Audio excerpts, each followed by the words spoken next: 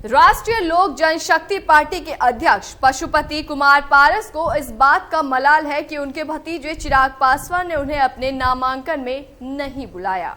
पटना में 10 मई शुक्रवार को एक प्रेस कॉन्फ्रेंस में उन्होंने दावा किया कि 2024 चुनाव में एक बार नरेंद्र मोदी फिर से प्रधानमंत्री बनेंगे। उन्होंने कहा कि प्रधानमंत्री मोदी के नेतृत्व में 10 वर्ष में देश का बहुत विकास हुआ है।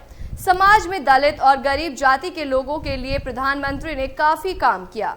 पशुपति कुमार पारस ने कहा, हाजीपुर चुनाव प्रचार में मेरी आवश्यकता होगी तो जाएंगे, जहां भी मेरी जरूरत होगी, मुझे जहां बुलाया जाएगा मैं वहां जाऊंगा।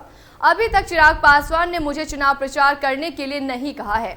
चिराग मेरा भतीजा है, छोटा है, तो वो हमसे बात करेगा कि मैं उससे बात करूंगा।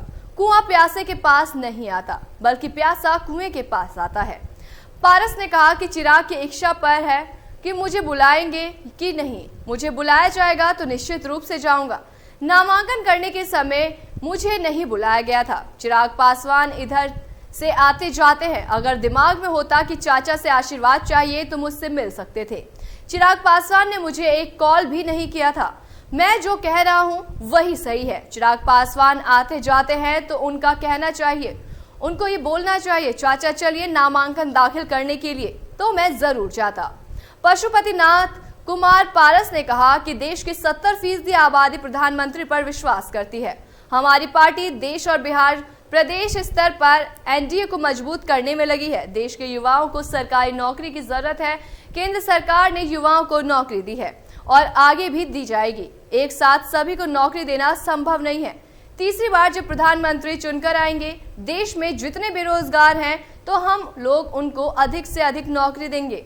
प्रेस कॉन्फ्रेंस में आरएलजेपी के प्रदेश अध्यक्ष प्रिंस राज ने कहा, एनडीए का जहां जहां प्रत्याशी है हम लोग सभी जगह जा रहे हैं, सभी जगह प्रचार प्रसार कर रहे हैं। हम लोग इस बार 40 की 40 सीट जीतेंगे, 400 पार का लक्ष्य पार करने वाले हैं। चिराग पासवान पर टिकट बेचने के आरोप पर प्रिंस पासवान ने कहा कि उन्हीं की पार्टी के वरिष्ठ नेताओं ने यह आरोप लगाए हैं। जब उन्होंने प्रत्याशियों के नामों की घोषणा की, उसके बाद उनकी पार्टी के 22 लोगों ने इस्तीफा दे दिया था।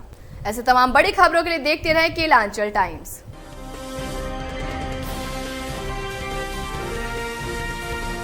केलांचल टाइम्स, हर खबर पर हमारी नजर।